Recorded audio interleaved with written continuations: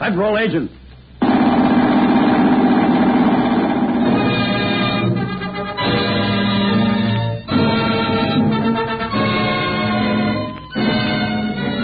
Federal agents, backbone of today's crusade against crime.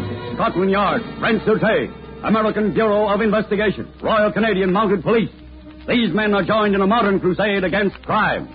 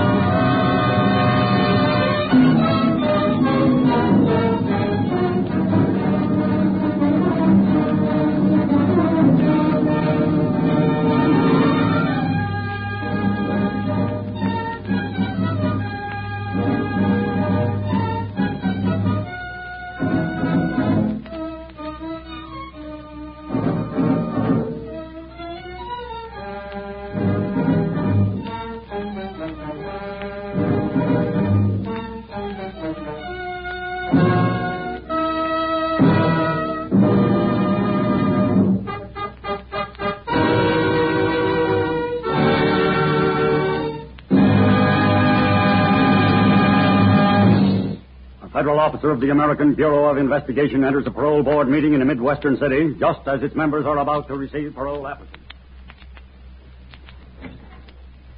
How are you, Mr. Parker? Hope I'm not late. Not at all, Taylor. I want you to meet my colleagues, Mrs. Henderson, Mrs. Logan, Mr. Haviland, and Mr. Gates.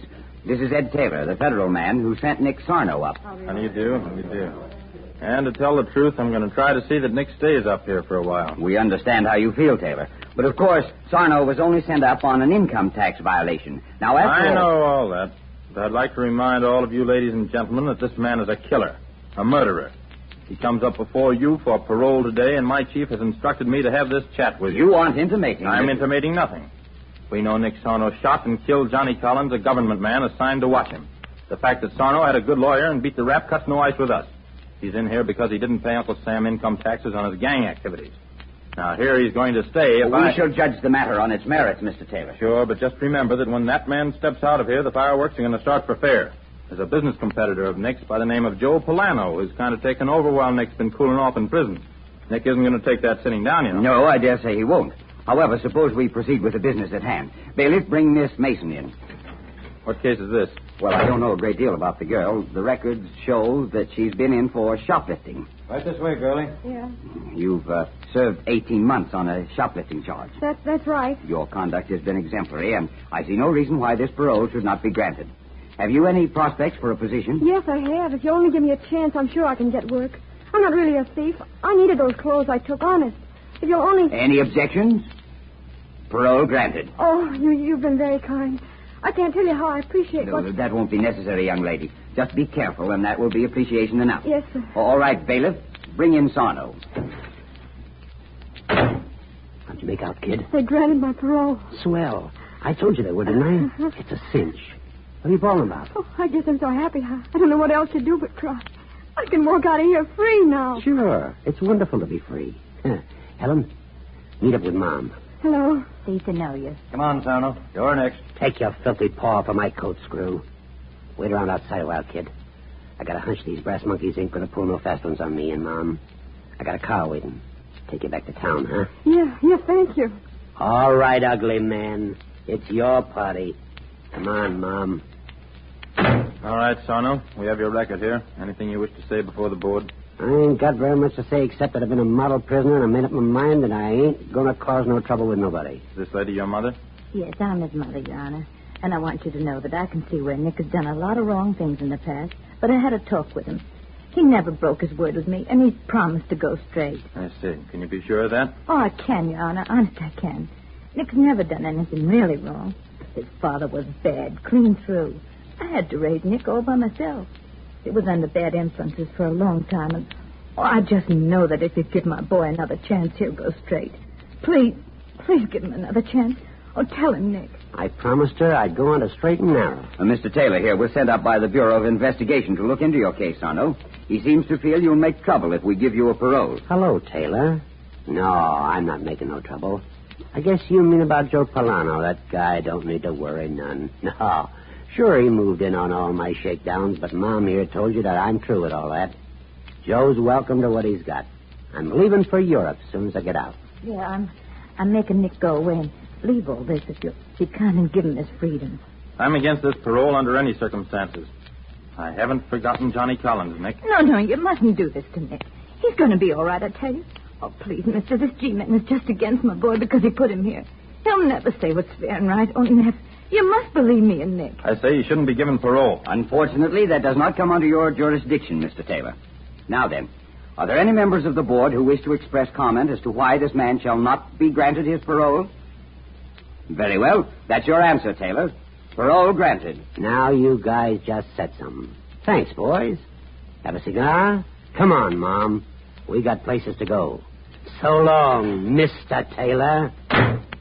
Once again, the federal men are forced to keep close watch on Nick Sarno. But Agent Taylor's fears seem groundless. True to his promise, Nick sails for Europe and removes himself from the racket picture. And one day, just a few weeks later, the world is startled by another gangland killing. In the office of the FBI... Hello, Taylor. Hello. What's new on the Polano killings? They never had a chance. Polano and 5 henchmen mowed down like wooden soldiers. Any ideas? That's Nick Sarno. He kills that way. Mass executions are right down his alley. I'd agree with you on that, except for one thing. I took your suggestion and wired the French Sûreté and found out that Nick landed at Lave 3 days ago on schedule. Well, you better cable the Sûreté again to put an anchor on the Bank of France. Nick's liable to bring it back with him. You know, it's funny. I just can't put this on anyone but Sarno. It's just as though he'd left his calling card. Well, I think you're concentrating on Nick Sarno too much.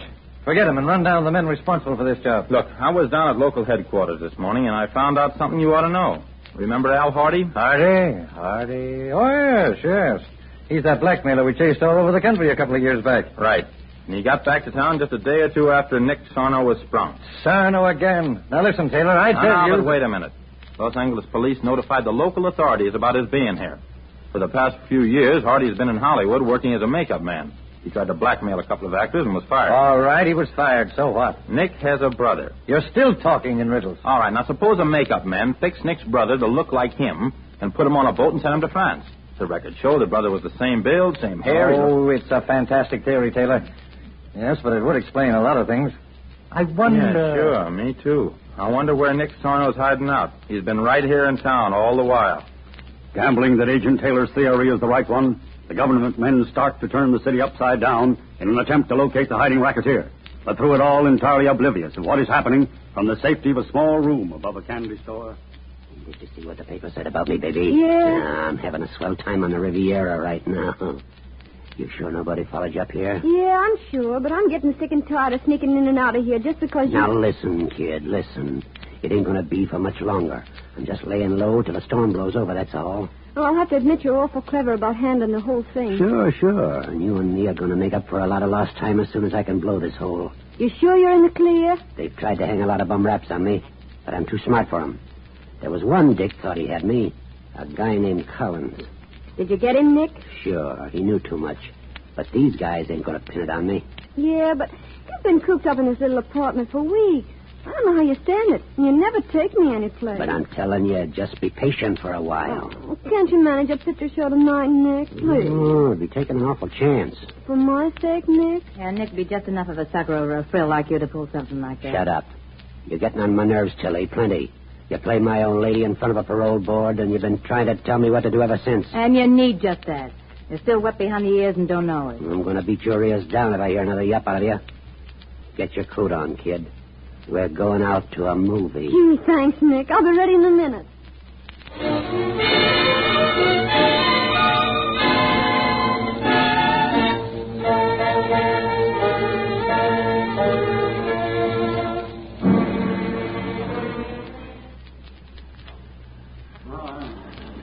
Let's get in fast before anybody gets a gander at All me. right, but nobody's seen you yet. Take it, Flynn. Here you are.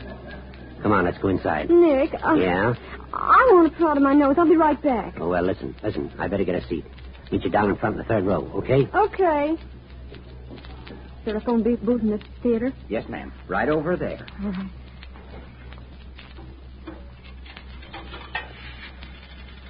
Hello? Operator? Operator, I want to talk to the Bureau of Investigation. Quickly, please.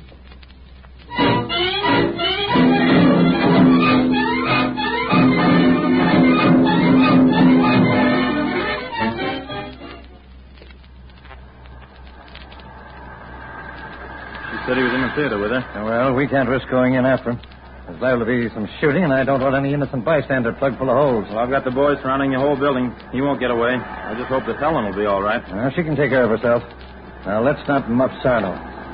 Well, it's 11:15. What time did the box office girls say the show lets out? Right about now. He ought to be... Oh, there he is. Watch it. There they are now. All right. Let's close in slowly. And be careful. He'll shoot if he has to. Hey, that wasn't a bad picture at all. No. That dame sure has got something. But you got it too, baby. Oh, thanks, Nick. What's the matter? Who are you looking for? You don't need to worry anymore now. Them G guys... Hey. Huh? Them guys over there coming this way. Come here, you. Nick, what are you doing? Let me go. Oh, no, I'm not. Something tells me you tried to pull a little double-cross, sister. Nick, Well, let the boys fire away. As long as I got you in front of me for protection. Here's a little starter for us. Nick! Oh. He's up there in front of him. We've got to get to him. Keep yourself over their heads. I'll try to circle around and back him, Chief. He's liable to kill her right away. All right, go ahead. Boys are kind of closing in, baby. Maybe they're going to get me for keeps this time. But before I blow out... You wouldn't. Oh, no. I'm keeping this one last bullet for you, see? There ain't nothing lower than a stool pigeon, a double-crosser. Well, you're going to get just what that wise guy Collins got, see? That's good to know, Sarno. Drop that gun. Why, you punk! Oh. You asked for it, little boy. Everything all right, Helen? Yes, now it is. Thanks. Now, pick him up, boys. Get him out of here.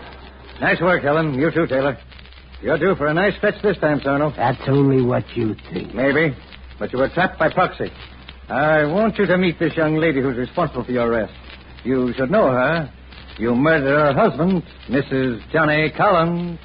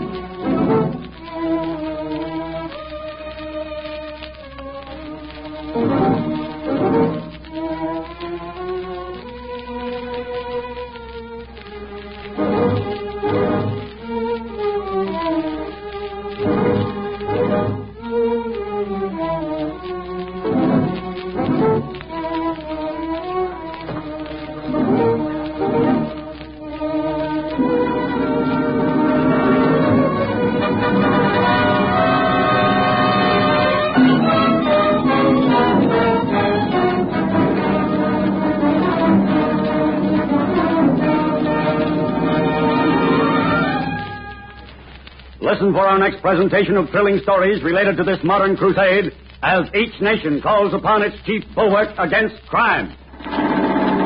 Federal agents,